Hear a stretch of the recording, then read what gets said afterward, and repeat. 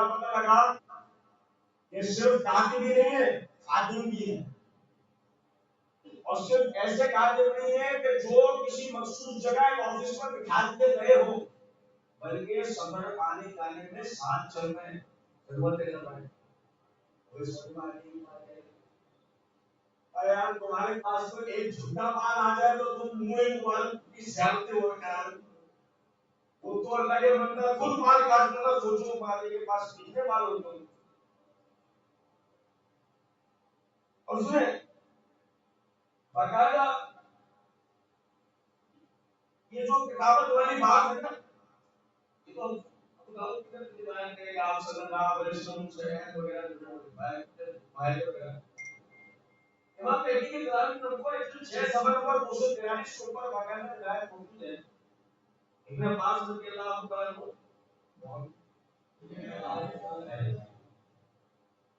تو میں یہ دہراتا ہوں نا، مقصد ہی میرا یہ ہوتا ہے کہ آپ سمجھتے جاؤ کہ بات ایسی نہیں ہے جس میں اختلاف ہوتا ہے، بھائی کم سے کم تو یہ ہوگا کہ آپ اپنا اصول چھوڑ سامنے والے کو اپنا اصول چھوڑنا ہوتا ہے، وہ میں شروع والی حرکت کیوں نہیں چاہیے دینے کے بعد چھوڑ دینے کے کچھ اور اس سے بڑا کرنا جاتا ہے ایسے نہیں۔ وہ کہتے ہیں اپنے پاس رضی اللہ عنہ کہ میں بچوں کے ساتھ کھیل رہا تھا کہ جب نبی اکرم صلی اللہ علیہ وسلم تشریف لائے اور آپ نے یعنی میں آپ کو دیکھ کر شروع کیا تو آپ نے میرے یعنی کمر کے اوپر ایسے کچھ کی طرح ایسے دھمکی ماری پیار سے، اور آپ نے کہا اس حد پر پوری واقعہ وکانا یکتب البہیم، مالیہ کو بلا کے کہا اور مالیہ آپ صلی اللہ علیہ وسلم کے بہیم تھا کرتے تھے، اور کیا وہ ہم نے دکان کہا کس نے اب یہ غلط ہے پوچھو ٹھیک ہے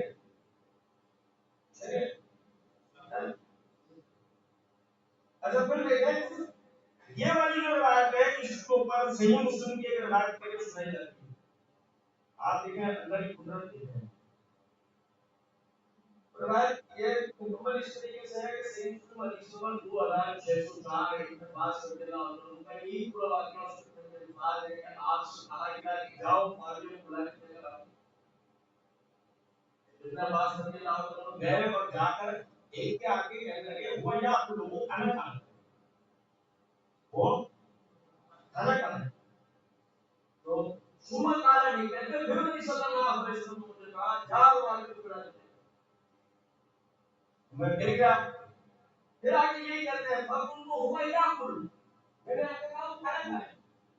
روایت میں یہ بات نہیں کہ میں نے جا کر ان کو کہا کہ نبی صلی اللہ علیہ وسلم بلا رہا ہوں، انہوں نے کہا جا کر بولو میں کھانا کھاتا، لیکن یہاں لوگوں نے پوری کہانی اپنے طور پر کہہ دی۔ اور بڑی یہ بات مرزا صاحب مسئلہ نمبر 157 پارٹ 1 کے اندر ایک جگہ یہ بات کہتے ہیں کہ اگر اس قسم کی سٹوری بنانا ہو نا تو میں بڑی بہترین قسم کی سٹوری تیار کر سکتا ہوں۔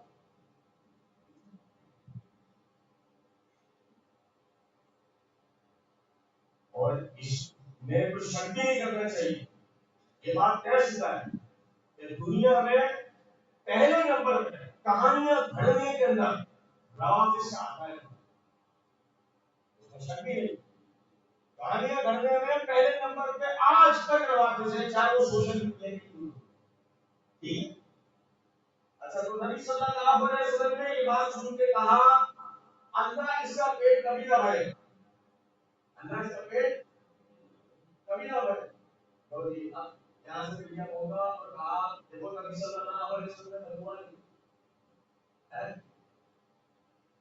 ایک روایت اس کی سند پہ کلام ہے، لیکن میں یہاں مسئلہ سمجھانے کے لیے آپ کو بتا رہا ہوں۔ سیرت میں شامل کر نبی صلی اللہ علیہ وسلم نے ابو لہب کے دونوں بیٹوں کے لیے یہ بات کہی اے اللہ اپنے کتوں میں سے کتے ان پر مسلط کر دے، تو وہ ایک بیٹا جنگل کے اندر رات کو جا کر چھپ گیا اس طرح سے کہ محمد کی حق بہت دور ہوگی صلی اللہ علیہ وسلم۔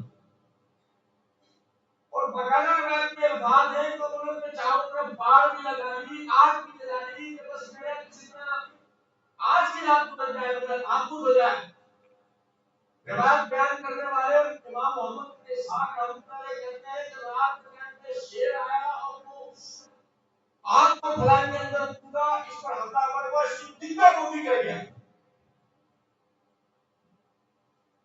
بھائی ثابت ہوا جب نبی صلی اللہ علیہ وسلم کسی کو دعا دیتے ہیں اس کا معاملہ ختم، اس کا معاملہ ختم. اچھا دیکھیں سمجھے گا ذرا بات یہ ہوتا ہے کیا معاویہ رضی اللہ تعالیٰ عنہ نے ترقی کی یا تنزلی کی؟ ابھی ہم ترقی کی ایک مثال پڑھیں گے وقت کی قلت کی وجہ سے ترقی کی مثال ہم پڑھیں گے بھی، لیکن بتانا مقصود یہ ہے کہ اگر یہ لاش پر اللہ بنتے ہی اللہ اس کا پیٹ نہ بھرے، اگر یہ الفاظ کا مطلب دعا ہے تو پھر معاویہ رضی اللہ عنہ کی کیسے کر لینی چاہیے. لیکن اللہ نے ان کو ترقی میں ترقیاں دی. کیوں؟ اس کی وجہ اسی جگہ پر امام مسلم رحمۃ اللہ علیہ نے درج کر دی. لیکن کوئی بات نہیں ہے شریف بڑوں کی دعا کے بعد اوپر سے پڑھی جاتی ہے نیچے سے. ہمارا ہمیشہ سے یہ رہا ہے، ہمیں ہمیشہ وہ لوگ ملے ہیں جو کتاب کے اوپری حصے پہ ہاتھ رکھ کر نیچے سے پڑھنا شروع کرتے ہیں اور انہیں بتانے والا کہتا ہے اوپر سے ہاتھ ہٹا کے. ہمارے ساتھ ہمیشہ سے یہی ہوتا ہے. بس ہمارا بڑا کرنا کیا ہے؟ عبداللہ بن سلام رضی اللہ عنہ کی طرح کتاب کا علم نہیں رکھتا. وہ جو سامنے والا کہتا چلا جاتا ہے یہ آمن و وسلم کا کہتا چلا جاتا ہے. یہ چاہیے تھا کہ کتاب سے رجوع کرتا، اور اگر کتاب سے رجوع کرنے کی اہلیت نہیں رکھتا تو اہل ذکر سے رجوع کرنا علماء سے. لیکن اس کی وقت قسمت نہیں، اس کو لے ڈوبی. اس سے آگے بندہ کتاب کے ہاتھ میں پڑھ رہا تھا، پھر سمجھا کہ ایسے کی بتا رہا ہوں اس سے ایمان ہی برباد.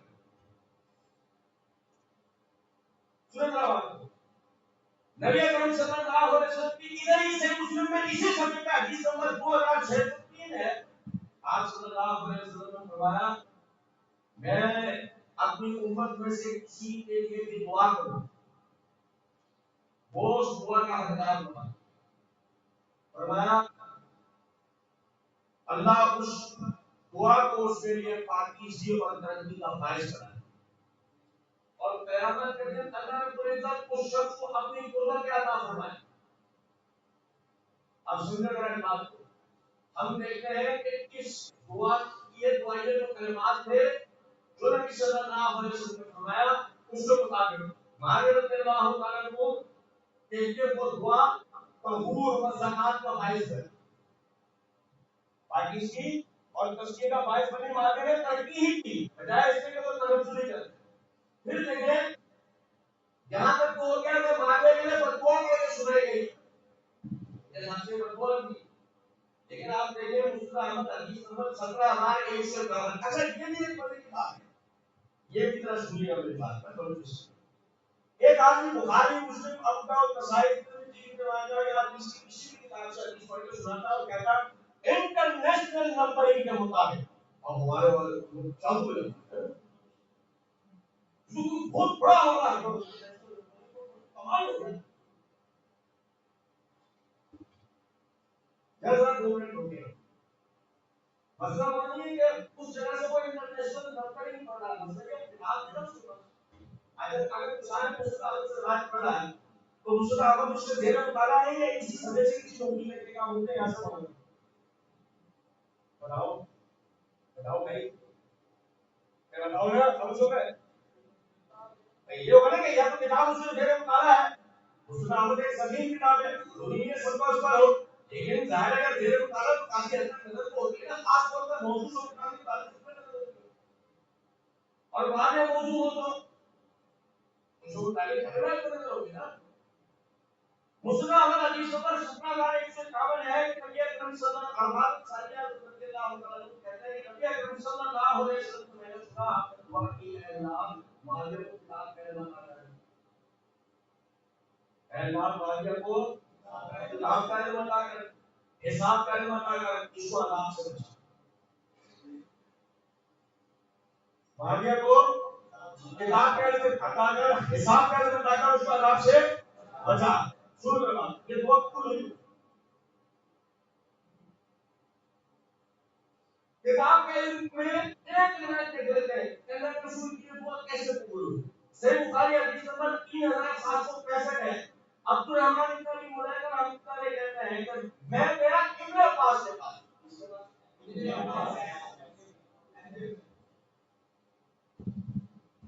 صحیح نا ہمارا اتفاق. میں گیا اپنے پاس کے پاس اب میں نے کہا کہ اللہ کا فی امیر المؤمنین اللہ کا فی امیر المؤمنین ہمارا والا کہا امیر شام کتنا لفظ ہوگا امیر شام اور کل کو اگر مثال کے طور پہ تو ان کے کھڑا ہوا اور علی بن ابی طالب رضی اللہ عنہ کے لیے یہ بات کہتے ہیں امیر الکوفہ اگر تم شروع کرو گے تو دوسرے بھی تعلیم بیٹھے ہر بندہ اللہ مچھلی بناؤ ہمیشہ اپنی ہاتھ پہ چلو یہ نا بھائی اور جو شروع کر رہا کوئی کہے کہ نہیں وہ تو میرے اتفاق امیر المومنین تو میں والے واقعے کے بعد تو نہیں ہے نا جب تو شرطی آئے تو کہیں دوبارہ سے شروع کا انعقاد ہوگا تو اب سمجھے نماز کو آج کو کھڑا ہو کے کہا امیر الکوفہ اور وہ ہوگا ایسے نہیں کہنا چاہیے ویسے یاد رکھیں مالک رضی اللہ عنہ امیر المومنین بنے اور ان کو امیر المومنین کس نے بنایا اہل بیت حسن بن علی رضی اللہ تعالی عنہما بھائی ان کے ہاتھ میں بیت کس نے تفویض کی ان کو بتاؤ امیر المومنین بنانے والے بھی اہل بیت نکل کر آئے حدیث بتائے کی بات اور دیکھیں ذرا بات ابن عباس رضی اللہ عنہ عبد الرحمن بن ابی ہریرہ جا کے کہتے ہیں کہ امیر المومنین واقعے کے بارے میں آپ نے بتایا کہ امام ما بول رہا ہے کہ بڑا ہے وہ ایک رکعت ادھر پڑھتے تو جواب دینے میں ابن عباس رضی اللہ عنہ نے فرمایا صحیح کرتے ہیں وہ فقیہ ہے فقیہ وہی ہوتا ہے جسے کتاب میں بھائی بتاؤ نور انوار والا فقیہ اصلی بنی کی بات تو سنو کہا کہ وہ صحیح کرتے ہیں وہ تو فقیہ ہے اب آپ سمجھیں بات کو فقیہ جو شخصیت ہوگا آپ سمجھیں کم از کم علم والے مسئلے میں آپ اس سے تعلق علمی معاملے میں آپ سے تعلق فقیہ وہ آپ سے زیادہ دلائل کی باریکی کو جانتا ہے ایسے اگر میں فقیہ ہونے کی توصیف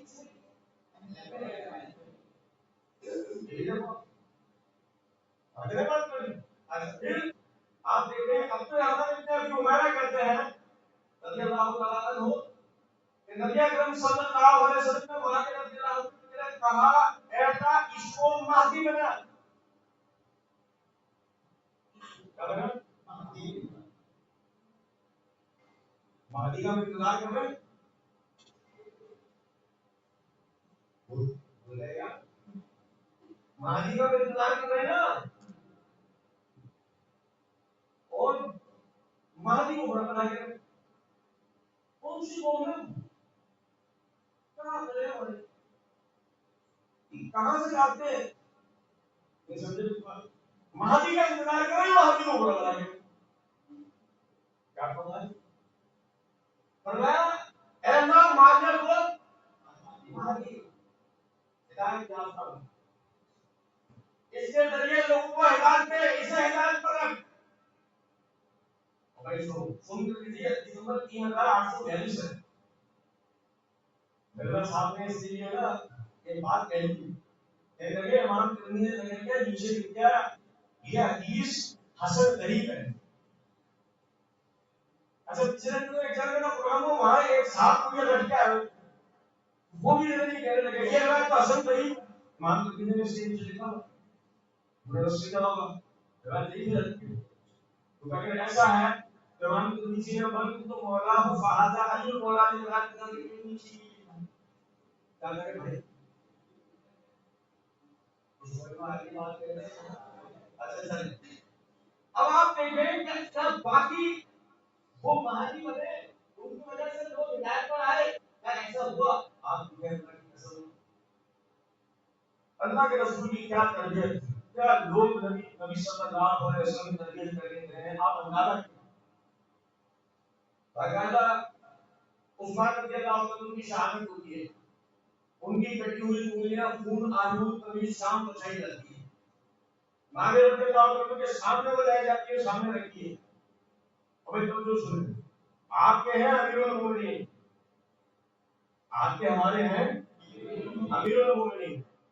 عثمان کے تو سگے خالد، معاویہ کے تو سگے خالد بھائی، وہ تو ان کے رشتے دار ہیں۔ اب وہ ان کے سامنے آ کے رکھی ہوئی ہیں، مارنے والے کون ہیں، شہید کرنے والے کون ہیں، یہ بات بھی پتہ لگ چکی ہے کہ وہ باغیوں کا ٹولہ ہے۔ کس کا ٹولہ؟ باغیوں کا۔ سوال جواب کے دوران بھول جاؤ گے،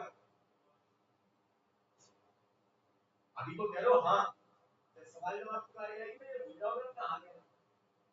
اس وقت کچھ لوگ ہیں کہ عمار کو کس نے شہید کیا، باقی سے ذہن میں بٹھا لو عثمان کو جس نے شہید کیا۔ یہ بات نام لے کے نبی صلی اللہ علیہ وسلم بتا دیا عمار کو بھی کوئی شہید کرے گا۔ چلو وہ انشاءاللہ ہم دیکھیں گے۔ اب دیکھیں سمجھے ذرا بات کو، کہا لوگ اکٹھے ہوئے، انہیں کیا کہتے ہیں اب علی رضی اللہ عنہ، چونکہ ہم تو یہ سمجھتے ہیں کہ وہ علی رضی اللہ عنہ سے باقاعدہ خلافت و امامت کے معاملے میں اختلاف کرنا چاہتے تھے، اور اس کے لیے انہوں نے یہ سب کچھ کیا۔ ان کا مادی ہونا دیکھو ذرا، آپ کو کھڑے ہوئے اور کہنے لگے، اللہ کے اپنے شبہ بیان کی، لوگوں کو مخاطب کر کے فرمایا قد علمتم انی خلیفۃ امیر المومنین عمر بن الخطاب انی خلیفۃ امیر المومنین عثمان علیکم۔ لوگوں تم اچھی طرح جانتے ہو کہ میں عمر رضی اللہ عنہ کی طرف سے تم پہ گورنر رہا، میں تم پر عثمان رضی اللہ عنہ کی طرف سے گورنر ہوں۔ اور تم سنیں، میں عمر رضی اللہ عنہ کی طرف سے تم پہ گورنر رہا، میں عثمان رضی اللہ عنہ کی طرف سے تم پہ گورنر ہوں، اور یہ شخص جو کھڑا ہوا جس نے یہ سارا معاملہ کیا تمہارے سامنے ہے، میں عثمان کا ولی، میں عثمان کا ولی ہوں، وہ میرا تعالیٰ بھائی تھا۔ اور اللہ تعالیٰ نے اپنی کتاب کے اندر فرمایا ہے من قتل مظلوما فقد جعلنا لولیہ سلطان، جس کو ظلمن شہید کیا گیا ہو، جس کو ظلمن قتل کیا گیا ہو، ہم نے اس کے ولی کے لیے حکم نامہ جاری کر دیا ہے، فیصلہ نکال دیا ہے، طریقہ بتا دیا، قصاص کا معاملہ بتا دیا گیا۔ وَأَنَا أَحِبُّ أَن تَعْلِمُونِ ذَاتَ أَنفُسِكُمْ فِي قتل عثمان، میں چاہتا ہوں تم مجھے بتاؤ کہ قتل عثمان کے معاملے میں، شہادت عثمان کے معاملے میں تم لوگوں کا ذہن کیا ہے۔ اب بھائی توجہ سن لو،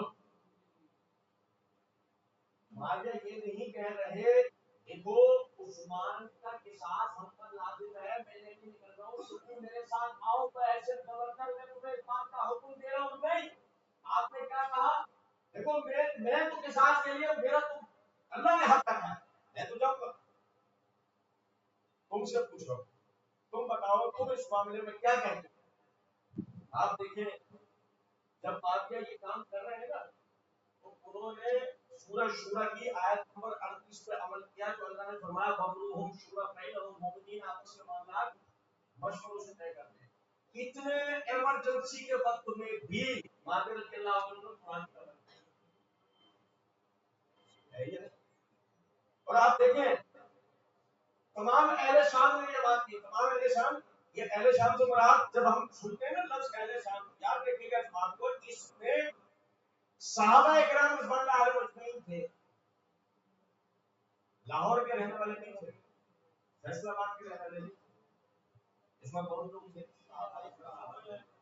جولانی کی جماعت بھی نہیں تھی، موجودہ جولانی اس کی جماعت بھی نہیں تھی، کون تھے، نبی صلی اللہ علیہ وسلم کے تربیت یافتہ لوگ تھے، انہوں نے یہ بات کہی کہ ہم عثمان کے خون کے طالب ہیں، اور ہم اس بات میں آج سے بیعت کرتے ہیں، اور اپنے جان اور مال کے ساتھ ہم عثمان کے قصاص کے لیے کھڑے ہوں گے، یہاں تک کہ ہمارے جسم میں روح ہے باقی۔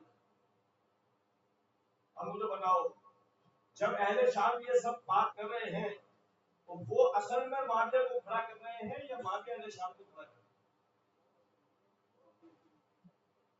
اور یہ کچھ بات سنتے ہیں، اب یار لوگوں نے کیا کیا ہے کہ ڈال دیا کس کے اوپر، معاویہ رضی اللہ عنہ، نتیجہ یہ نکلا کہ عقیل بن ابی طالب کا نام ہے، اس کا نام ہے علی رضی اللہ عنہ کے سگے بھائی عقیل بن ابی طالب کہاں ہے؟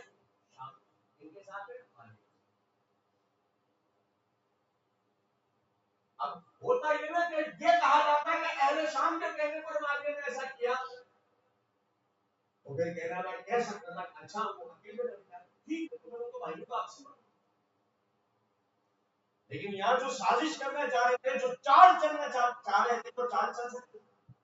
باقی رضی اللہ عنہ نے تنقیس کا جو رستہ کھولنا چاہتے تھے وہ کھول سکتے تھے نہیں۔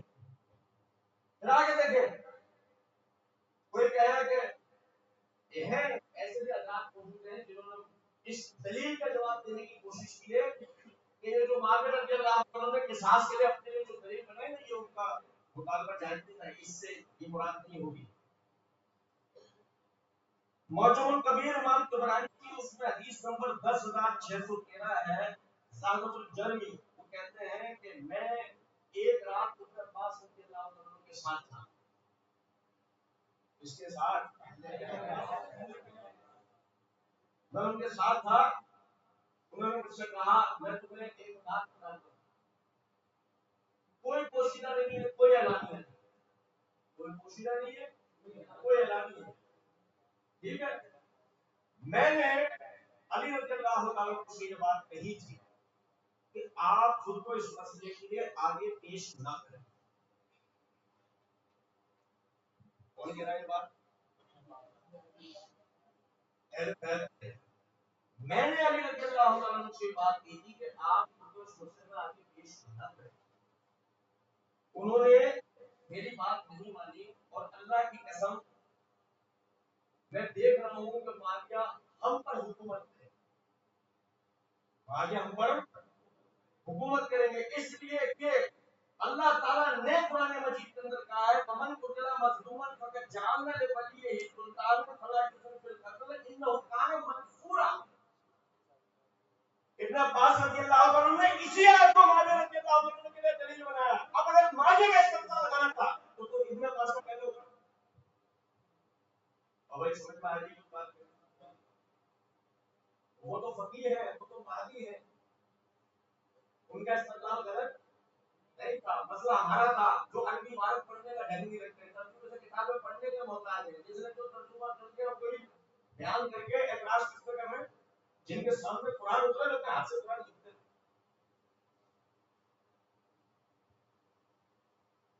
حدیث نمبر 2812، اور کس سے لے پڑھ کے سنا رہے جو خود اس حدیث کا راوی ہے،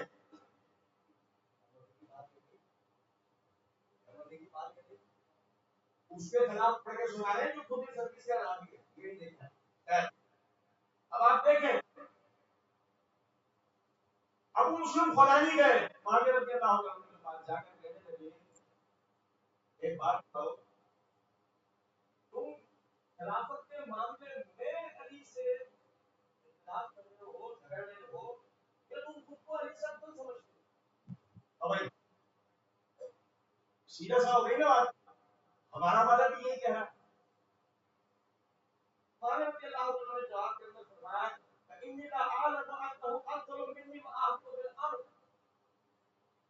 بے شک میں اس بات کو بخوبی جانتا ہوں علی رضی اللہ عنہ مجھ سے افضل اور خلافت کے مجھ سے زیادہ اہل، علی رضی اللہ عنہ مجھ سے افضل اور خلافت کے لیے مجھ سے زیادہ اہل ہے۔ ولكن الستم تعلمون ان عثمان قتل مظلوما، تم بتاؤ کہ تمہیں اس بات کا اندازہ نہیں عثمان ظلم شہید کیے گئے ہیں؟ وانا ابن عمہ، اور میں اس کا رشتہ دار ہوں، وہ بنی ہوں اور اس کا بنی ہوں اور اس کو خون کا طالب ہوں، میرا یہ مطالبہ غلط ہے؟ اور آپ سنتے رہے اس بات کو، یقین کریں یہی وہ بات ہے، یہی جو بات ہے جس کو نہ سمجھنے کی وجہ سے نقصان ہے کہ معاویہ رضی اللہ عنہ اصل میں سمجھانا یہ چاہ رہے تھے کہ اگر واقعی علی رضی اللہ عنہ کی خلافت اس پر صحیح ہاتھوں میں مرتب ہوئی ہے تو قصاص لینا ان کے لیے آسان ہوگا، اور اگر وہ قصاص نہ لے پائیں گے، اس بات کی دلیل ہے ان کے ارد گرد کون لوگ ہیں؟ اور معاملہ تاریخ کے معمولی تاریخ میں بھی جانتے ہیں، معاملہ اس کے برعکس بن کر مرزا صاحب کی یہ بات مانتے ہیں۔ انہوں نے اپنے ریسرچ پیپر 5B کے اندر یہ بات لکھ رکھی ہے کہ صحیح بخاری کے اندر یہ روایت موجود ہے کہ عبداللہ بن عبید اللہ بن ابی طیار وہ عثمان رضی اللہ عنہ سے اس امام کے پیچھے نماز پڑھنے کا مسئلہ پوچھنے کے لیے آئے کہ جو ان لوگوں میں سے تھا وہ باقی جنہوں نے عثمان کے گھر کا محاصرہ کر رکھا، جو جی خود مرزا صاحب بھی اس بات کی گواہی ہے کہ وہ کون لوگ تھے؟ مدینے میں اس وقت قبضہ کتنا تھا؟ اور آپ دیکھیں انتہائی معذرت کے ساتھ یہ جو حوالہ بتا رہا ہوں اس سے جو صورتیں کی طرف توجہ کروں گا اس کو ہو سکتا ہے آپ کو تھوڑا سا اشکال ہو، لیکن میری بات سمجھنے کی کوشش کیجیے گا۔ مشہور روایت ہے حسن رضی اللہ تعالیٰ عنہ، انہوں نے معاویہ رضی اللہ عنہ کے خلاف چڑھائی کرنے کا منصوبہ بنایا اور چڑھائی کرنے کے لیے بھائی توجہ سنیے گا۔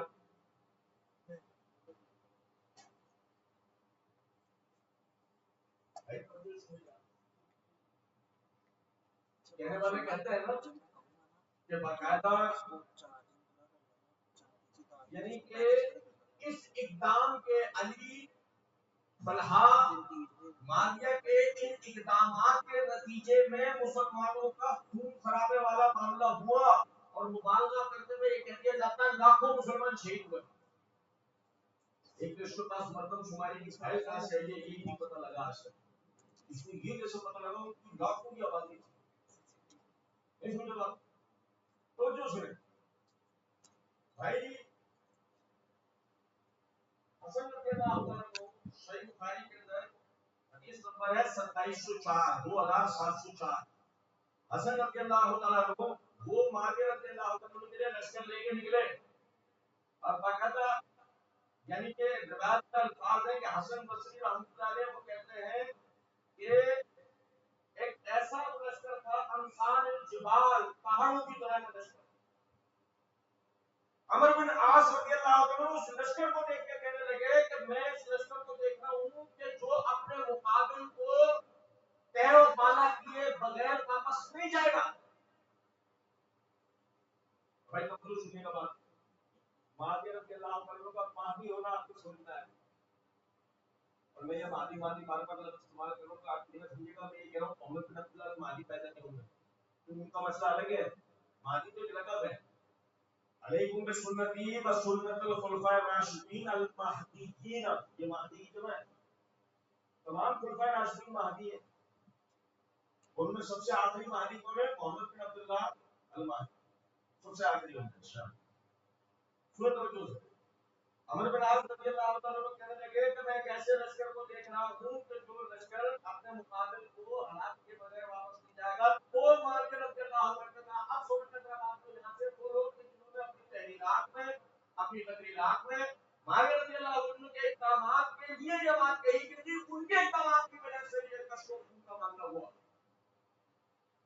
وہ مقاصد ہیں جن کی وجہ سے مسلمانوں کا خون خراب ہوا۔ صحیح بخاری کی روایت ہے تاریخ نہیں، صحیح بخاری کی روایت ہمیں کیا بتا رہی ہے سنیں۔ فقال له معاویہ وكان بالله خير رجل ايو امر ان قتل هؤلاء وهؤلاء من لي بأمور الناس من لي بنسائهم من لي بسياتهم۔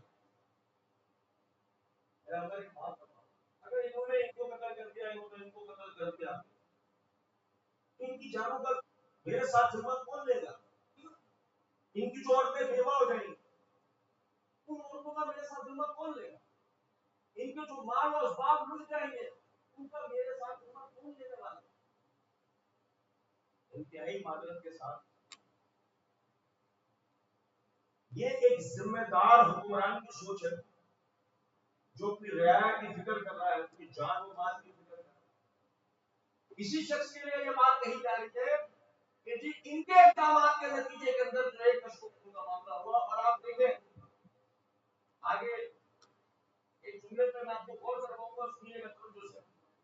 وہ کہتے ہیں کہ دو افراد کو حسن رضی رضی اللہ عنہ کی طرف صلح کے لیے عبد الرحمن بن سمرہ اور عبداللہ بن عامر بن قریظ گئے.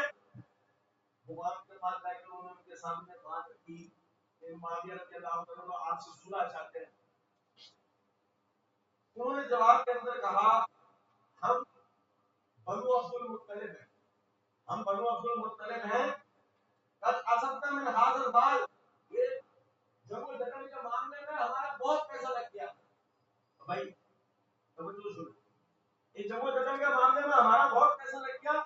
فإن هذه الأمة قد آست في دمائها، تو یہ جو میرے ساتھ لوگ آئے خون خرابے کے بڑے پاک ہیں، جس کے بغیر کچھ نہیں ہے.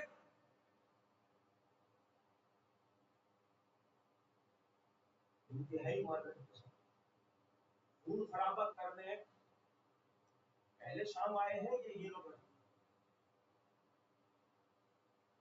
صحیح بخاری کی روایت کیا بتا رہی ہے؟ خون خرابہ کرنے کون طاق کے اس ذہن کے ساتھ آئے؟ یہ لوگ کون ہیں؟ یہ لوگ یہ وہی لوگ ہیں جنہوں نے عثمان کو شہید کیا، جنہوں نے عمار بن یاسر کو شہید کیا، جنہوں نے علی بن ابی طالب رضی اللہ عنہ کو شہید کیا، جو اب حسن کو شہید کریں گے اس واقعے. کیونکہ یہ تو آئے ہی اس نیت سے جس کا زیادہ مسلمانوں کو نقصان پہنچا سکتے ہیں. اور بھائی ابھی بلوچستان میں پچھلے دنوں جو واقعہ ہوا، وہ جو 100-150 افراد گھسے آبادی والے حصوں میں، انہوں نے ہسپتالوں میں قبضہ کر لیا، انہوں نے پولیس کیمپوں میں قبضہ کر لیا. وہ اچھی طرح جانتے تھے کہ ان کا مقابلہ جن لوگوں سے ہونے جا رہا ہے وہ ایک ٹرینڈ فورس ہے، ٹرینڈ آرمی ہے، مگر اس کے باوجود وہ آئے نا کیونکہ قتل و غارت ان کو ٹریننگ میں ڈال دی گئی. مارو بوڑھے بچے عورت مرد سب کو مارو، وردی بغیر کسی کو نہیں چھوڑو. کیا نا انہوں نے یہ سب آگے، کوئی پرانی بات نہیں ہے. آپریشن ابھی بھی چل رہا ہے، 8-10 دن پرانی کی بات. یہ ایسے ہی لوگ تھے جو حسن رضی اللہ عنہ کے ساتھ آئے ہیں کہ آئے اسی نیت سے مسلمانوں میں خون خرابہ ہو. لیکن ادھر معاویہ اور اہل شام کیا چاہتے ہیں کہ مسلمانوں میں خون خرابہ. ہم نے کیسا بات کو الٹ دیا، اور کوئی تاریخ نہیں ہے کسی کو بھائی. اور سنیں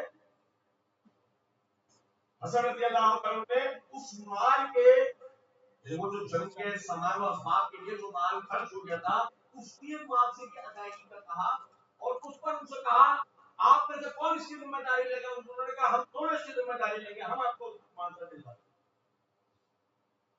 وہ معاوضہ دلوایا گیا، ان کے درمیان صلح کا معاملہ ہو گیا. حسن بصری رحمۃ اللہ علیہ کہتے ہیں، اور مجھے اس وقت نبی صلی اللہ علیہ وسلم کی یہ حدیث یاد آئی جو ابو بکر رضی اللہ تعالی عنہ نے بیان کی تھی کہ نبی صلی اللہ علیہ وسلم نے حسن بن علی رضی اللہ تعالی عنہ کو منبر پر اپنے برابر میں بٹھایا، اور بٹھانے کے بعد آپ نے ان کو پیار کیا.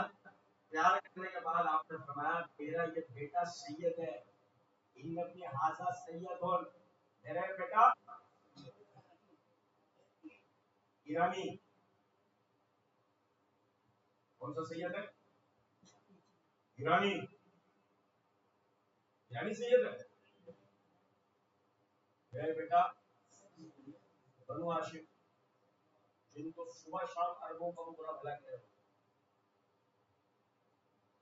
جن عربوں کو آج ہم برا شام صبح شام برا بھلا کہہ رہے ہوتے ہیں، ان کے ہی ایک فرد کو آپ نے مخاطب کر کے کہا میرا یہ بیٹا سید ہے. اور آج ہم نے جن کو سید بنا رکھا ہے وہ جن کی ابھی تقسیم ہوئی ہے عراق میں، اور مزے کے بعد وہ ازبکستان میں پیدا ہوئے، کوئی ایرانی بھی نہیں تھی. یہ بھی اپنی جگہ ایک بات ہے. میرا یہ بیٹا سید ہے، سردار ہے، مسلمانوں کے دو گروہوں کے درمیان صلح کرائے گا. مسلمانوں کے دو گروہوں کے درمیان صلح کرائے گا. پتہ یہ لگا غور طلب ہوتا ہے. معاویہ رضی اللہ تعالیٰ عنہ لیے جو نبی صلی اللہ علیہ وسلم نے دعا کی جاتا ہے اس کو مہدی بنا، اس کے ذریعے لوگوں کو ہدایت دے اور اسے ہدایت پہ رکھ. اللہ کے نبی کی دعا قبول ہوئی. معاویہ رضی اللہ عنہ نے اتنے سنگین حالات میں ایسی دانش مندی والا فیصلہ کیا جس کی وجہ سے ہزاروں مسلمان شہید ہو سکتے تھے. اس خون خرابے سے اللہ نے سنت کو بچایا. اور آپ دیکھیں یہی وجہ ہے. حافظ ابن کثیر رحمۃ اللہ علیہ کہتا ہے، بھائی توجہ سنیں، حافظ ابن کثیر رحمۃ اللہ علیہ کہتا ہے माविया रज़ी अल्लाह तआला अन्हु के ऊपर सब लोगों का इत्तेफाक था। तमाम की तमाम रियाया ने उनसे बेअत कर ली, तमाम की तमाम रियाया ने उनसे बेअत कर ली। ये इख्तियारी सिद्धि का वाक़या है, जैसे कि हम पहले भी जिक्र कर चुके हैं, वो पहले किताब में जिक्र कर चुके हैं। कहते हैं फलम यज़ल मुस्तकिलन बिल अम्र फी हादिल मुद्दत इला हादिस सनती कानत फिहा वफ़ात, और उसके दिन से लेके अपनी वफात के अय्याम तक माविया रज़ी अल्लाह तआला अन्हु बिल इत्तेफाक मुसलमानों के अमीर रहे, मुसलमानों के तू हमने कभी सोचा नहीं, ये जो आदित्य में कसीर रहमतुल्लाह ने कह रहे हैं उसका गलत और तारीफ हमें बताती यही है जो आदित्य में कसीर रहमतुल्लाह ने लिखा है। क्यों कोई माविया रज़ी अल्लाह तआला ने खिलाफ पढ़ा नहीं? कौन?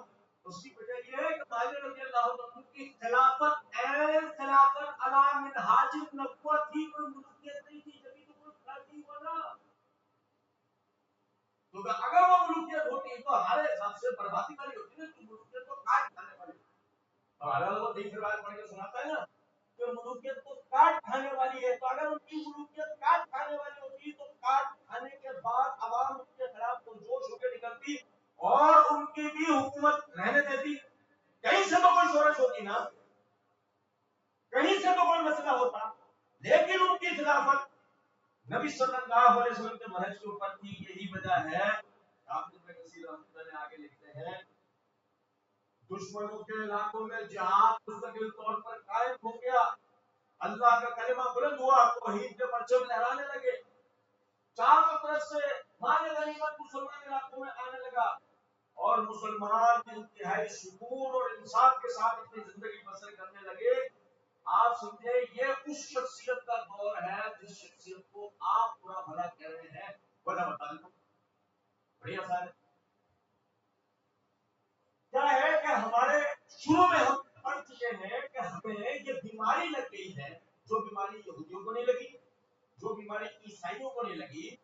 कोई यहूदी कोई ईसाई अपनी मिल्लत के बुजुर्गों को बुरा कहने को तैयार नहीं है, हालांकि उनमें बुराइयां साबित हैं। इल्हामी किताबें उनकी बुराइयों की तरफ इशारा देती है। कुरान कहता है सूरह बकरा में एक नहीं कितने ही आयत उनके अल्लाह ताला ने जिक्र किया। मगर आप समझे नबी सल्लल्लाहु अलैहि वसल्लम के सहाबा जिनके लिए कुरान कहता है फइन आमनु बिमिस्लि मा आमनतुम बिही फक़द इहतदौ, तुम्हारा ईमान भी अल्लाह की बारगाह में उस वक्त कबूल होगा जब तुम नबी सल्लल्लाहु अलैहि वसल्लम के सहाबा जैसा ईमान लेकर। अब भाई समझ में आ रही है बात? तो आप गौर करें कि चूंकि वो बीमारी हमें ना हो गई, वो बेगैरती हम में कर आई, हम अपने बुजुर्गों के कीचड़ उछालना अपने लिए मोहब्बत होने का बायस समझ रहे हैं, कोई बहुत अच्छा काम समझ रहे हैं, जबकि वो कीचड़ को उछाल रहे हैं बदकिस्मती से साबित भी नहीं हो रहा। ऐसा होगा कि आप कोई बड़ी ही इल्मी और दलाइल की बुनियाद पर बात कर रहे हो, तो समझ में आता है कि सामने वाला झूठ अना जिद में आके उन दलाइल का इनकार कर रहा है। बात समझना है, तो कैसे भी कुछ और है। और देखें बात समझे गलत बात को, मसला यह है मोहम्मद बिन कासिम हीरो से डाकू बना दिया गया। क्या गलती थी उसकी कि उसने आपको सिंध फतह करके दिया और इस्लाम को सिंध तक ले आया। माविया रज़ी अल्लाह तआला ने रोम फतह करके दिया, यानी उस दौर के अमेरिका को नेस्तो नाबूद करवा दिया। ये उसकी गलती थी, उसको आपकी नजरों में विलेन बनाया गया। उमर ने आपके लिए जहाद को बुलंद किया, उस्मान ने आपके लिए जहाद को बुलंद किया, अबू बकर ने आपके लिए जहाद को बुलंद किया। तीनों नहीं कुछ समझ में आ रही बात? कोई मुसलमान हुक्मरान जिसके दौर में इस्लाम ने अपने पर पुर्जे फैलाए हो, अपनी सरहद बुलंद की हो, तारीख उठा के पढ़ लो, हमेशा नाज उसी के ऊपर।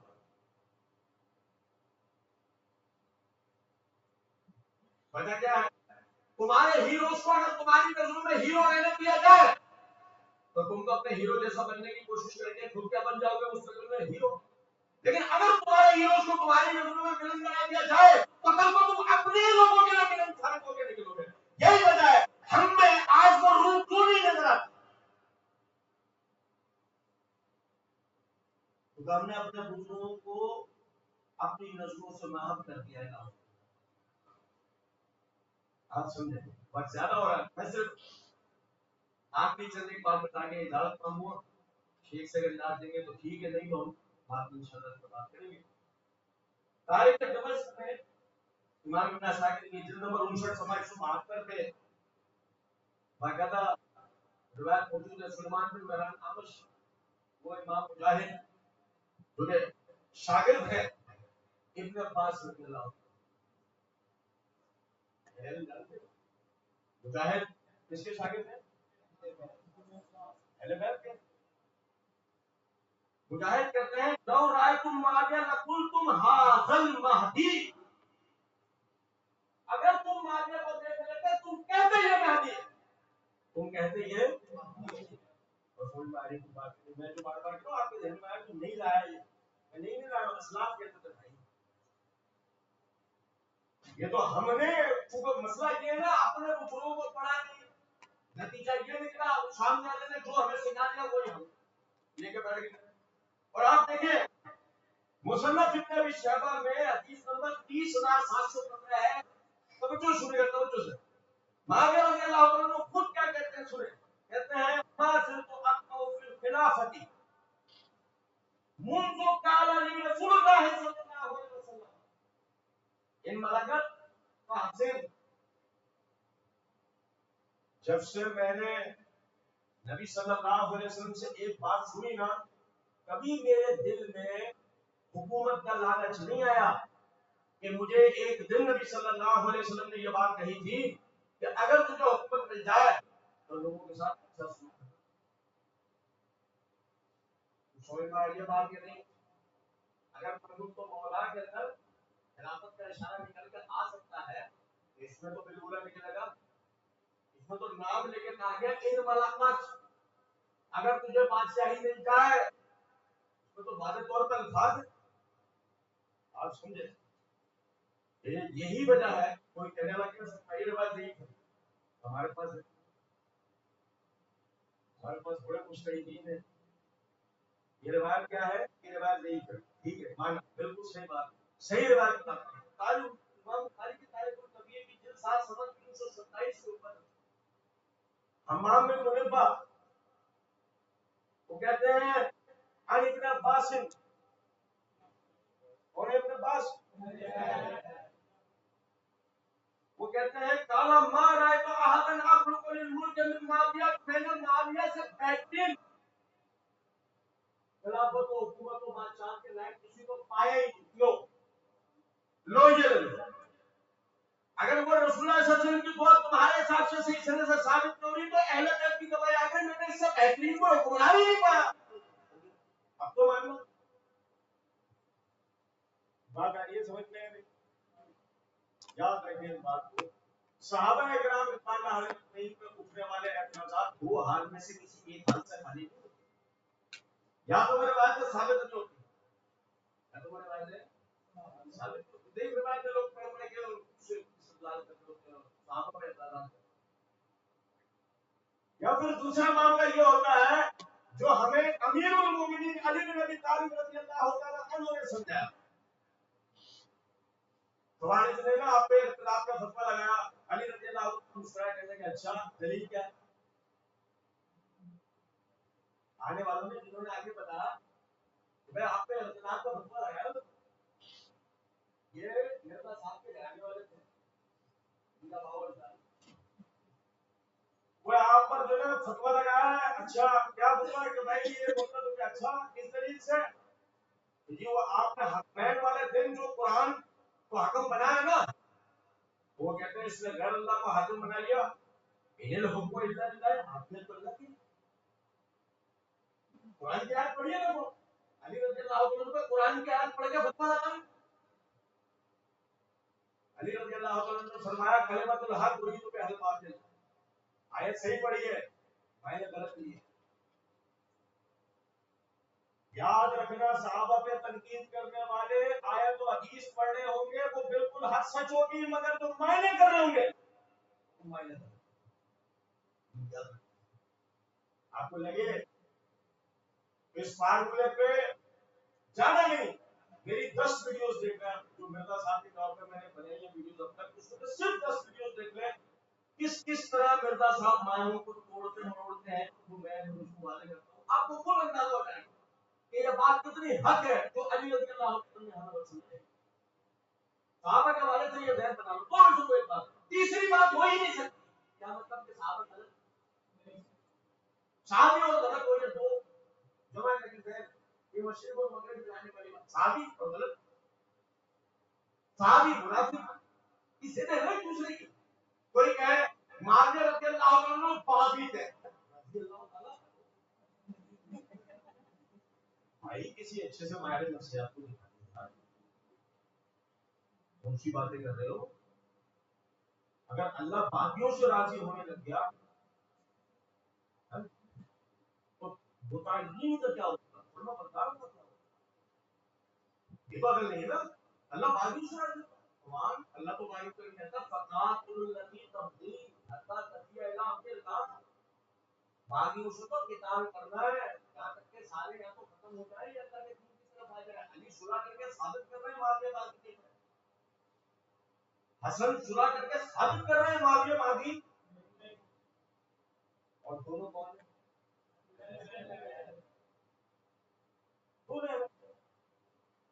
ہاں بس مسئلہ صرف اتنا ہے میرا دین ایران سے ہے، اگر میرا دین ایران سے ہے تو پھر تو کوئی میں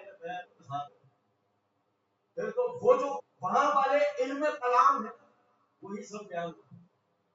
ٹھیک ہے، میں سمجھتا ہوں یہاں تک آپ بھائیوں کے لیے انشاءاللہ بات کافی حد تک کلیئر ہو چکی ہے، ٹائم بہت زیادہ ہوتا ہے، شیخ کو بھی جانا ہے، اس کو یوں کا کام تبدیل کرتے ہیں، پھر سوال جواب کر چکے ہو بھائیوں کا معاملہ ہو چکا ہے۔ وعلیکم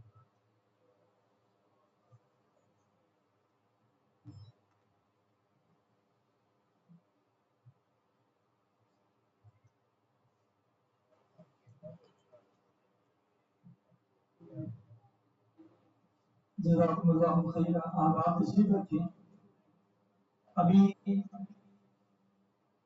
جن بھائیوں کو کوئی سوال ہے کیونکہ اس سوالات انشاءاللہ تسلی بخش پورے کیے جائیں، پروگرام ہمارا ختم نہیں ہوا،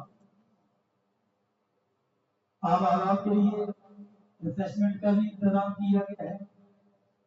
ابھی اختتامی کلمات ہمارے اس ٹیم کے سرپرست رئیس سرپرست اعلیٰ استاد المقرر عزت مآب فضیلت مآب الشیخ حافظ محمد شہید حفیظہ اللہ تعالی وبارک طول حیاتہ ابھی ارشاد فرمائیں کہ انشاءاللہ العزیز، اور اس کے بعد ان طلباء کے اندر جو ہے وہ انعامات تقسیم کیے جائیں گے جن طلباء نے کچھ مباحث دفاع صحابہ و اہل بیت کے بارے میں لکھی ہے۔ ان میں ابھی جو ہم نے پوزیشن بنائی ہے 5 طلباء پوزیشن حاصل کرنے والے ہیں، ان کے اندر اور 5 طالب علم جو ہیں ان کو اعزازی انعامات دیے جائیں گے، اور معززین جو کورس میں باقاعدہ شرکت کرتے رہے ہیں استاد جی کے دستے مبارک سے ان کو انشاءاللہ العظیم اسناد جو ہے وہ دی جائیں گی۔ اب میں اختتامی کلمات کے لیے دعوت کتاب دینے جا رہا ہوں۔ میری محبوب شخصیت میرے اور آپ ناموں کے مطابق ہمارے سرپرست سیدی و مربی و مرشدی الشیخ حافظ محمد شریف حفیظہ اللہ تعالی وبارک اللہ فی ذی الحیات۔ السلام علیکم ورحمۃ اللہ وبرکاتہ۔ إن الحمد لله نحمده ونستعينه ونستغفره ونعوذ بالله من شرور أنفسنا ومن سيئات أعمالنا، من يهده الله فلا مضل له ومن يضلل فلا هادي له، وأشهد أن لا إله إلا الله وحده لا شريك له، وأشهد أن محمدا عبده ورسوله صلى الله تعالى عليه وآله وسلم. أما بعد، فأعوذ بالله من الشيطان الرجيم. الذين آتيناهم الكتاب يعرفونه كما يعرفون أبناءهم وإن فريقا منهم ليكتمون الحق وهم يعلمون. محترم و مکرم علماء کرام، شیوخ اعظام اور بہت ہی قابل قدر تمام شرکائے کرام، عزیز طلبہ، اور بھائیوں، بڑی خوشی کی بات ہے آپ اہل فیصل آباد کے لیے یہ ایک سعادت ہے اور نعمت ہے کہ اللہ ذوالجلال نے ہمارے کچھ بیٹوں کے ذہنوں میں، جو اب چھوٹے چھوٹے بیٹے ہی نہیں ہیں بلکہ سب اصحاب الفضیلہ اور مدرسین اور بڑے بڑے شیوخ کرام ہیں، اور مدینہ الرسول صلی اللہ تعالی علیہ وسلم میں جامعہ اسلامیہ سے فارغ ہو کر آپ کے شہر میں تعلیم اور تربیت کا کام سر انجام دے رہے. انہوں نے النجح کے نام سے اور اس کے پلیٹ فارم سے نوجوانوں کی تعلیم اور تربیت کا پروگرام بنایا، اور پچھلے سال بھی یہ پروگرام بہت ماشاءاللہ کامیاب رہا. اس کا اختتام ربانی مسجد کمال آباد میں بھی حاضر ہوا تھا، اور ہماری جماعت کے نامور محقق اور محدث مولانا شاہد حفظہ اللہ وہ بھی موجود تھے. اس وقت بھی ان شیوخ کی کوششوں کو دیکھ کر بہت خوشی ہوئی اور ان کے لیے بہت دعائیں کی. اور اب بھی جب ہر طرف سے فتنوں کا دور ہے اور خصوصاً سوشل میڈیا پر ایسے لوگ کہ جو فتنے اور گمراہی کو پھیلا رہے ہیں قرآن و سنت اور حق کے نام پر، تو اس چیز کی بہت ضرورت تھی کہ محرم میں ایسا پروگرام رکھا جائے کہ ہمارے جو مسلمان نوجوان ہیں، اہل سنت ہیں، اہل حدیث ہیں، کہیں ان کے دماغوں میں کوئی بھی مسموم اور ظاہری ایسی فکر نہ آ جائے جو ان کے ایمان کا بگاڑ کا سبب ہو اور ان کے ایمان کو تباہ کرنے والی ہو. تو ہمارے ان بیٹوں نے ماشاءاللہ 4 دن کا کورس رکھا، اور اس میں پاکستان کے بڑے بڑے نام پر اس موضوع پہ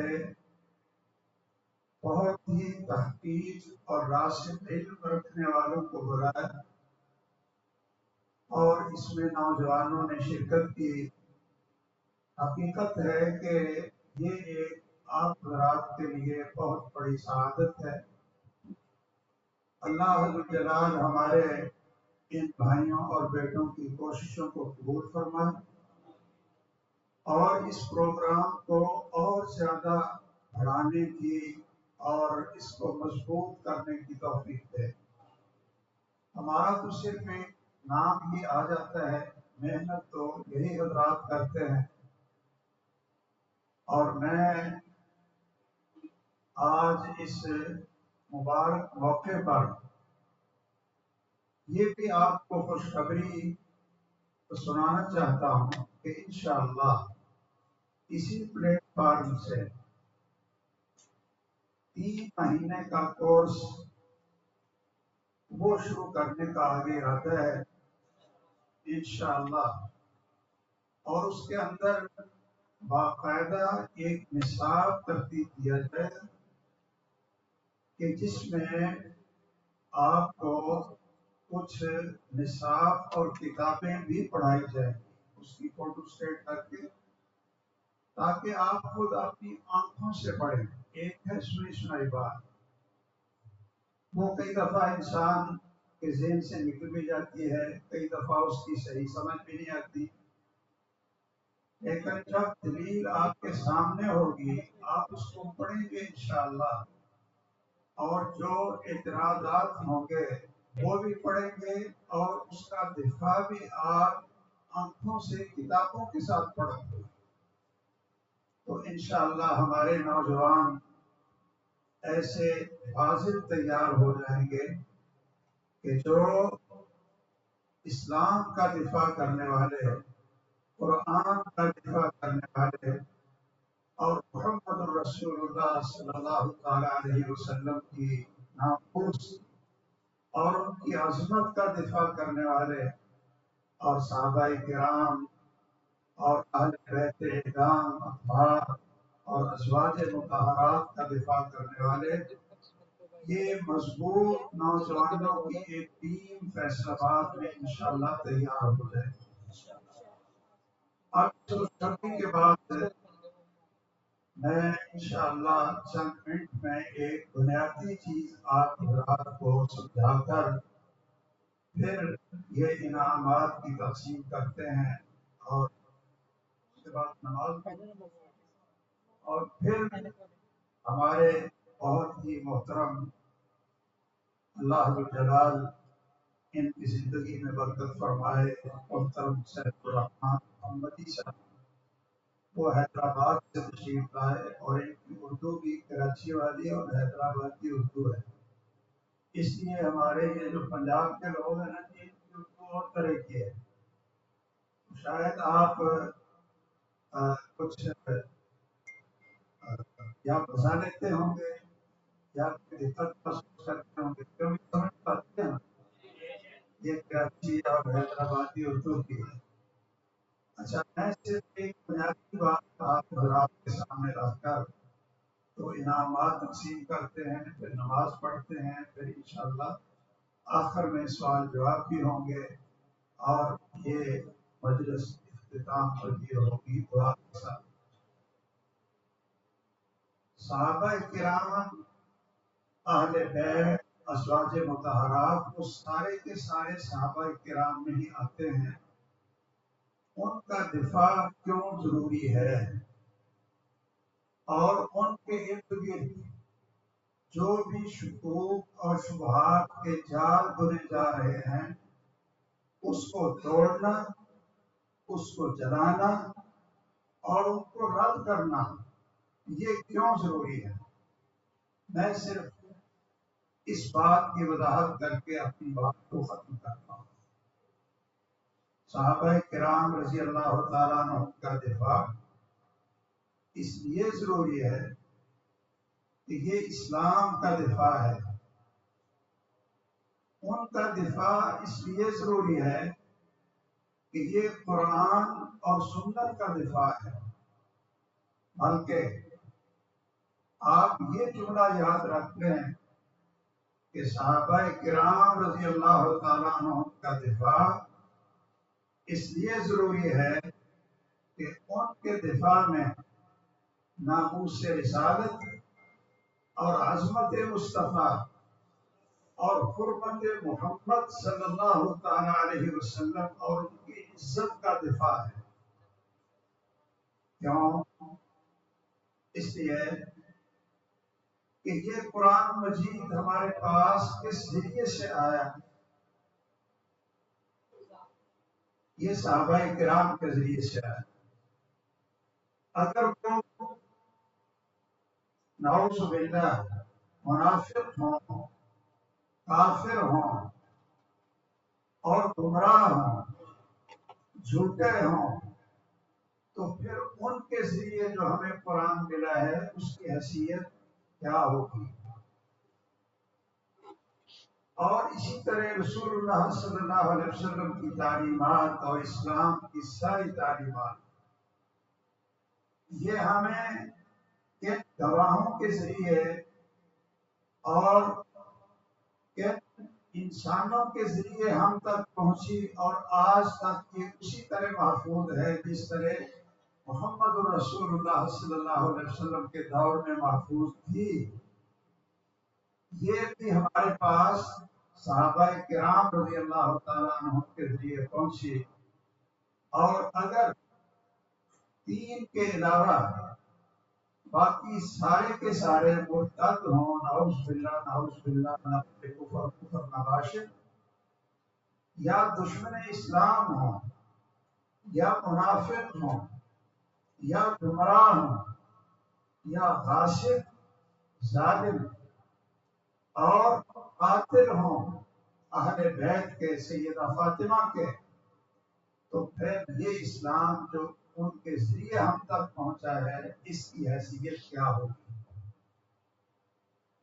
اور پھر ذرا یہ جملہ بھی غور سے سنیں کہ اگر یہ شخصیات ایسی ہی تھی، ازواج مطہرات بھی اور اصحاب محمد بھی، جس طرح کے لوگ کہتے ہیں، جس طرح کے ایک گمراہ فرقہ حب اہل بیت کے نام پر اور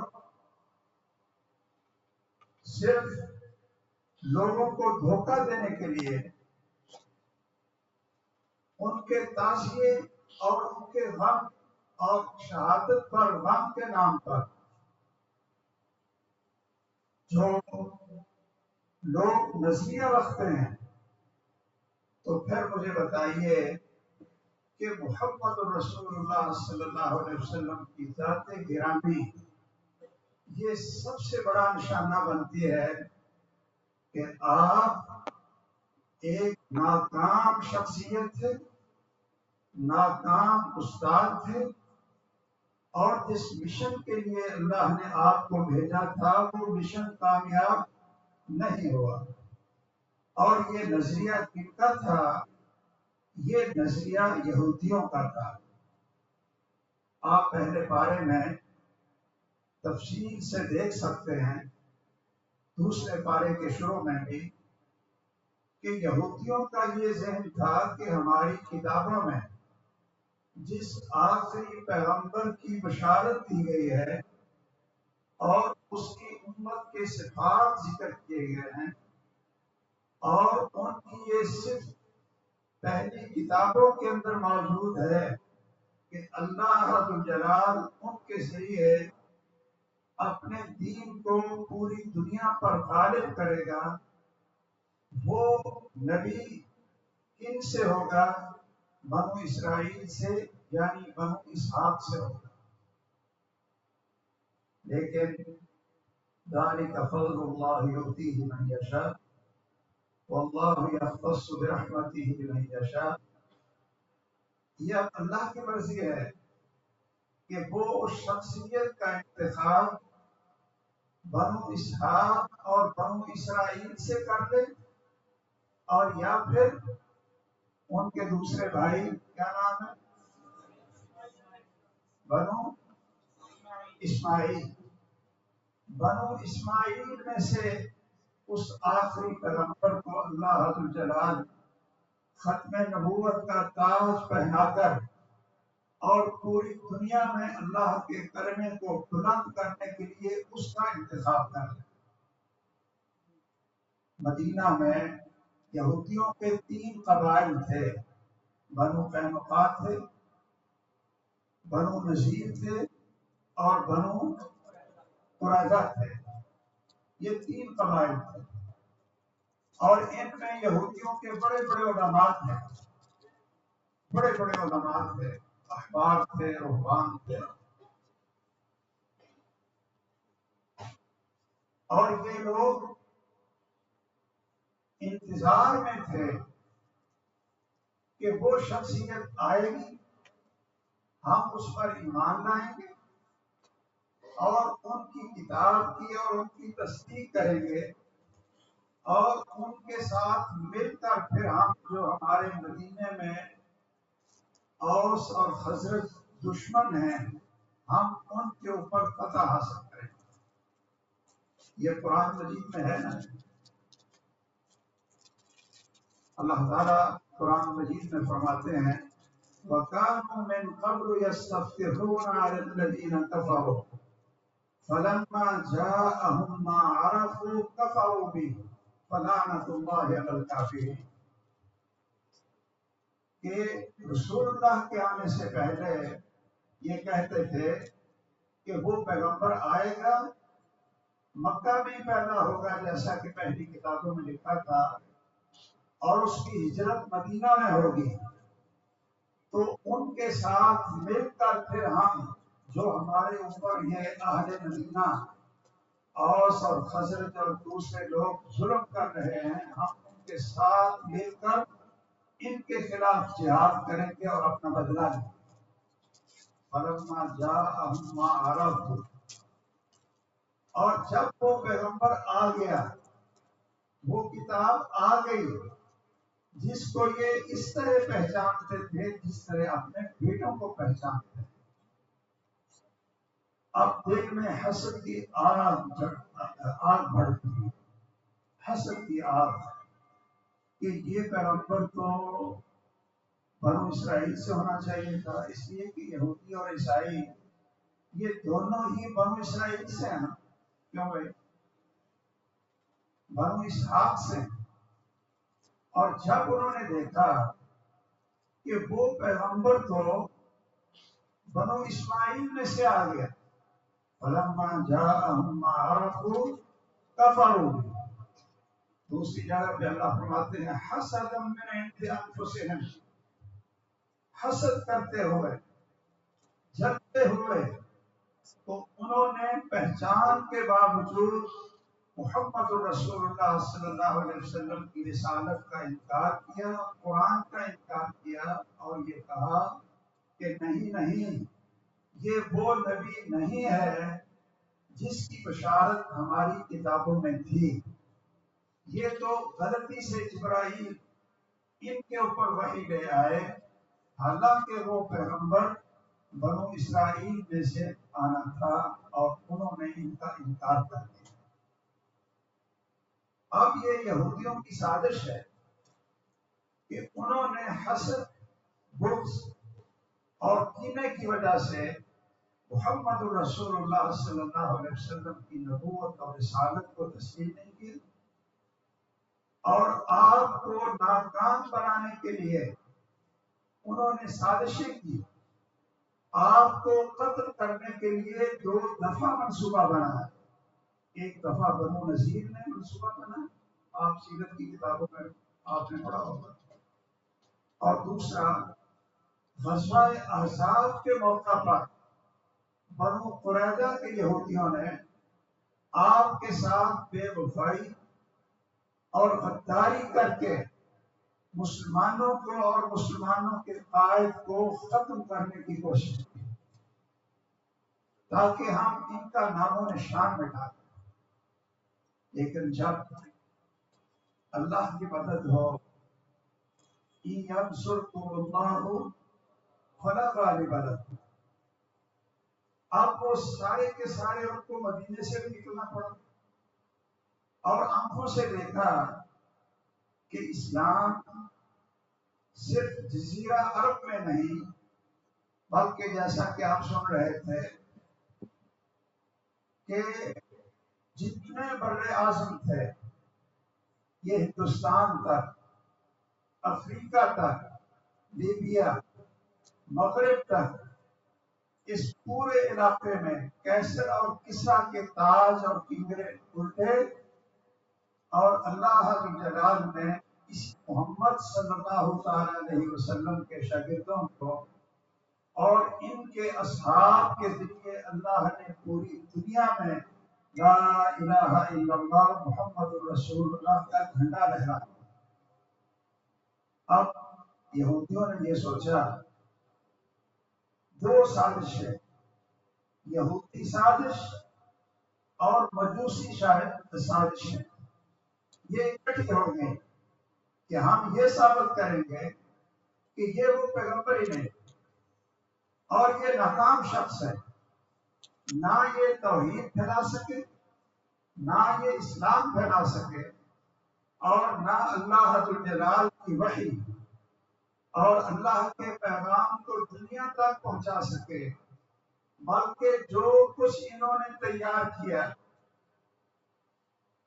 ان کی حیثیت کیا ہے یہ اب آپ ان کی زبان میں سنیں، مجوسیوں کی زبان میں۔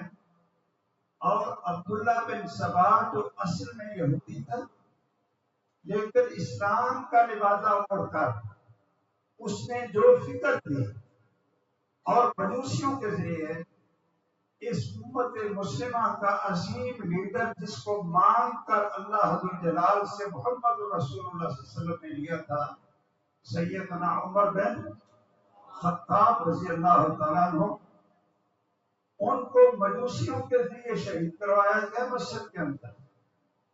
اور یہ یہودیوں نے اسلام کا لبادہ اوڑھ کر اب ایسی فکر پیدا کی کہ یہ شخص تو بالکل ناکام ہے۔ ویسے بھی آپ سوچیں کہ جو شخص اور جو معلم، جو خاتم النبیین، انہوں نے 13 سال مکہ میں محنت کی ہو اور 10 سال مدینہ میں محنت کی ہو۔ میرا خیال ہے ہمارے مولانا یونس فرید صاحب پڑھاتے رہے اسکول میں 25 سال ماشاء اللہ۔ ایک ٹیچر ہے، وہ 13 سال مکہ میں پڑھائے، اللہ کی رہنمائی میں پڑھائے، فرشتے کی رہنمائی میں پڑھائے، اور سب لوگوں سے چن کر اللہ نے ان کو رسول رحمت بنایا ہو، اور اللہ نے ساری مخلوق سے چن چن کر ان کو ذہین فتین شاگرد دیے ہوں۔ اب وہ 23 سال تک، آپ 23 سال پڑھاتے رہے، وہ 23 سال تک صحابہ کو پڑھائے، لیکن نتیجہ کیا نکلے یہ ذرا غور سے سننا۔ نتیجہ کیا نکلے کہ حجۃ الوداع میں 1,24,000، اور اس کی ایک روایت ہے ابو ذرا کی رحمہ اللہ 1,44,000 وہ آپ کے صحابہ بن جائیں۔ السابقون الاولون کا ترجمہ آپ سن رہے تھے، وہ اصحاب محمد بن جائیں، ازواج مطہرات بن جائیں، آل محمد بن جائیں۔ لیکن جب امتحان کا وقت آئے تو سارے کے سارے فیل ہو جائیں، 1,24,000 یا 44,000 میں اور صرف 3 پاس ہوں تو وہ ٹیچر نکما، نالائق، یا اس کو لائق سمجھیں گے، اور جو پرنسپل ہے وہ مولانا یونس صاحب کو کلاس سے فارغ کرے گا کہ نہیں کرے گا؟ کارکردگی چیک کی جاتی ہے نا۔ اب اس شخص کی نعوذ باللہ ہم تو کہتے ہیں کہ یہ کامیاب تھے، واللہ ما رأیت معلما احسن منہ قط لا قبلہ ولا بعدہ۔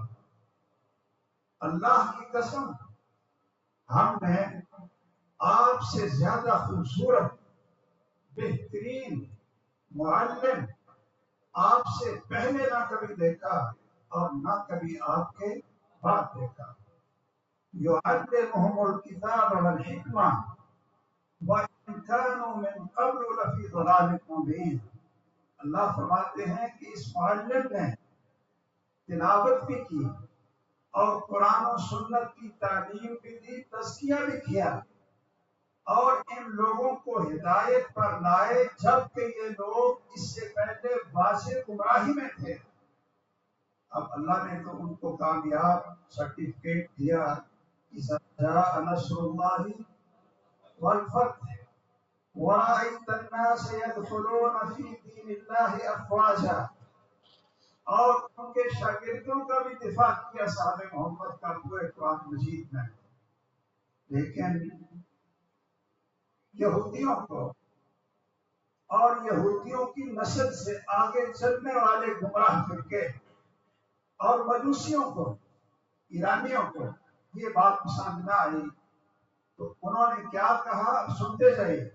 انہوں نے کیا کہا کہ یہ ٹیچر، یہ پیغمبر تو بالکل ناکام نکلا، اس لیے کہ جو کچھ اس نے تیار کیا تھا ان کی وفات کے بعد وہ سارے کے سارے مرتد ہو گئے، کافر اور منافق تھے سوائے 3 آدمی یا 4 آدمی. باقی سارے کے سارے ابو بکر سے لے کر عمر فاروق سے لے کر عثمان غنی سے لے کر اشرف مبشرہ سے لے کر سیدنا علی کو نکالنا، اصحاب بدر، اصحاب بیعت رضوان اور اصحاب الشجرہ، یہ سارے کے سارے صاحب جنہوں نے قرآن کو اکٹھا کیا اور ہم تک پہنچایا، رسول اللہ صلی اللہ علیہ وسلم کی ایک ایک ادا کو نقل کیا اور ہم تک پہنچایا. تو آپ چونکہ وہ اصلی پیغمبر تھے ہی نہیں، جبرائیل سے غلطی ہوئی اور وہ وہی ان کے اوپر لے آئے. آنا تو بنو اسرائیل میں سے تھا کسی نے، یا سیدنا علی نے آنا تھا، اور یہ غلطی ہو. اب ایسے آدمی کو آپ کامیاب پیغمبر کہیں گے یا ناکام کہیں گے کہ جس کے 1,44,000 شاگردوں میں سارے فیل، مرتد، ظالم اور سیدہ فاطمہ کے قاتل اور منافق ہوں، اور جس کی بیویاں وہ کافر اور منافق ہوں، سیدہ عائشہ بھی اور سیدہ حفصہ بھی اور سیدہ ام حبیبہ بھی، جن کے ساتھ وہ راتیں گزارتے رہے، وہ بھی منافق. جن کے سسر سیدنا ابو بکر، اب اس شخص کی کیا حیثیت ہوگی؟ آپ ذرا مجھے ایک نقشہ بنا کر دکھائیں کہ جس شخص نے شادیاں بھی کی تو کافر عورتوں کے ساتھ اور منافق عورتوں کے ساتھ، اور جن کو سسر بنایا ابو بکر کو، عمر کو اور سیدنا ابو سفیان رضی اللہ تعالیٰ عنہ کو، وہ بھی کافر، وہ بھی منافق. اور انہوں نے جو کتاب لوگوں کو سکھائی، ان لوگوں نے اس کتاب کے اندر بھی تحریف کر دی، اس کتاب کے اندر بھی تحریف کر دی اور سیدہ فاطمہ کو قتل کیا. اور جن کے سارے بھی منافق اور غیر مسلم، بلکہ شیخ الاسلام ابن تیمیہ نے لکھا ہے اب اس سے بڑی ناموس رسالت کی توہین اور عظمت مصطفیٰ کی گستاخی اور کرامت محمد صلی اللہ تعالی علیہ وسلم کی عزت پر حملہ اور ان کی رسالت پر حملہ، اس سے بڑا اور کیا ہو سکتا ہے کہ کوئی بدبخت یہ بھی کہے کہ اتنی دیر تک محمد صلی اللہ علیہ وسلم جنت میں نہیں جائیں گے جب تک ان کی شرمگاہ کو جہنم کی آگ میں ڈال کر صاف نہیں کیا جائے گا، اس لیے کہ وہ عائشہ اور حفصہ کے ساتھ راتیں گزارتے تھے. شیخ الاسلام ابن تیمیہ رحمہ اللہ 27ویں جلد فتاوی ابن تیمیہ کی صفحہ اس وقت میرے ذہن میں نہیں ہے، میں مناظر نہیں ہوں. ہمارے شیخ صاحب کو کہتے ہیں نا جی انٹرنیشنل، وہ کیا جی انٹرنیشنل نمبر اور کچھ کہہ رہے تھے 27ویں جلد ہے، اس میں وہ فرماتے ہیں وَمِنْهُمْ مَنْ يَرَى، اور ان بدبختوں میں جو بھوتے اہل بیت کا لبادہ اڑتا رسول اللہ صلی اللہ علیہ وسلم کی عظمت پر حملہ کرنے والے اور 3-4 کے علاوہ سارے صحابہ کو مرتد کہنے والے، ان میں کچھ بدبخت ایسے بھی ہیں وَمِنْهُمْ مَنْ يَرَى، کہ جن کا یہ موقف ہے کہ محمد صلی اللہ علیہ وسلم کو بھی جنت میں اللہ داخل نہیں کریں گے جب تک ان کی شرمگاہ کو جہنم کی آگ میں جلا کر پاک نہیں کر لیں گے لِأَنَّهُ كَانَ يُجَامِعُ بِهِ حَفْصَةَ وَعَائِشَةَ، اس لیے کہ وہ اپنی شرمگاہ کے ساتھ حفصہ اور عائشہ کے ساتھ راتیں گزارتے رہے۔ اس سے بڑی گستاخی، اس سے بڑا کفر، اس سے بڑی توہین اور اس سے بڑی محمد الرسول اللہ صلی اللہ علیہ وسلم کی ناکامی اور کیا ہو سکتی ہے کہ جب لوگوں کو یہ باتیں بتائی جائیں اور یہ بابر کرایا جائے کہ جو کچھ انہوں نے کہا غلط کہا۔ وہ تاریخی روایات دیکھ کر میرے بھائیوں میں ایک بات آپ کو بطور سبق وہ دینا چاہتا ہوں، کیا کہ صحابہ کرام اور محمد الرسول اللہ صلی اللہ علیہ وسلم یہ صرف تاریخی شخصیات نہیں ہیں، یہ صرف تاریخ کی شخصیات نہیں ہیں، یہ قرآن کی شخصیات ہیں، اور یہ محمد الرسول اللہ صلی اللہ علیہ وسلم کی زبان مبارک سے کامیابی کے سرٹیفکیٹ لینے والی شخصیات۔ اب اگر کوئی شخص تاریخ پڑھ کر اپنے دماغ سے جو کچھ اس کے دماغ کے اندر اسلام دشمنی کی سوچ پروان چڑھی ہے، اگر اپنے دماغ سے صرف تاریخ پڑھ کر قرآن کو الگ کر کے اور حدیث مصطفیٰ صلی اللہ علیہ وسلم کو الگ کر کے خود جج بن کر وہ جب فیصلے کرے گا تو وہ قرآن کو بھی جھٹلائے گا اور محمد الرسول اللہ صلی اللہ علیہ وسلم کو بھی جھٹلائے گا۔ اب ایک صحابہ کرام اور محمد الرسول اللہ کی سیرت اور ان کا کردار پیش کرتا ہے قرآن، اور ایک صحابہ کرام اور محمد الرسول اللہ صلی اللہ علیہ وسلم اور ازواج مطہرات کا کردار پیش کرتی ہے آپ کی احادیث اور سنت مبارکہ، اور ایک کردار پیش کرتی ہے وہ جھوٹی کذاب ابو مخنف لوط بن یحییٰ کلبی واقعی، ان کذاب رافضیوں کی تاریخ۔ تو آپ مجھے بتائیے کہ آپ کس کے اوپر اعتماد کریں؟ اب قرآن تو صحابہ کی صفائیاں دیتا ہے، رسول اللہ صلی اللہ علیہ وسلم کی سنت تو صحابہ کی صفائیاں دیتی ہے۔ میں آپ کو اس ہمارے شہر کے ایک بچہ کہ جن کو اللہ نے اس کی زندگی میں ذلیل ہمارے ہاتھوں سے کروایا، وہ کیا کہتا تھا، شاید مولانا نے تو پتہ نہیں وہ پڑھا ہے کہ نہیں پڑھا، وہ ہمارے سامنے ہم تینوں موجود تھے، میں اور مولانا ارشاد الحق نصری اور حافظ مسعود احمد صاحب، ہمارے سامنے وہ یہ اقرار کر رہا، اس کی تقریریں موجود ہیں، اس نے کہا کہ یہ عثمان رضی اللہ تعالیٰ عنہ، یہ بھی کوئی شہادت ہے کہ جس شہادت پہ صحابہ راضی نہ ہوں اور جس کو شہید کروانے میں اللہ کے ولی جو صاحب کرامت ہوں اور جن کے وضو کے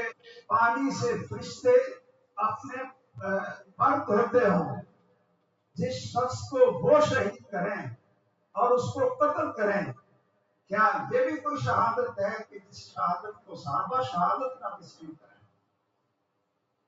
اب آپ مجھے بتائیں کہ جو سیدنا عثمان رضی اللہ تعالیٰ عنہ کی شہادت کو آپ کو شہید نہیں مانتا، آپ کے قتل کو شہادت نہیں مانتا، آپ کو شہید نہیں مانتا، وہ محمد رسول اللہ صلی اللہ علیہ وسلم کی اس حدیث اور آپ کی زبان سے صحیح بخاری میں نکلے ہوئے الفاظ کو جھٹلا رہا ہے؟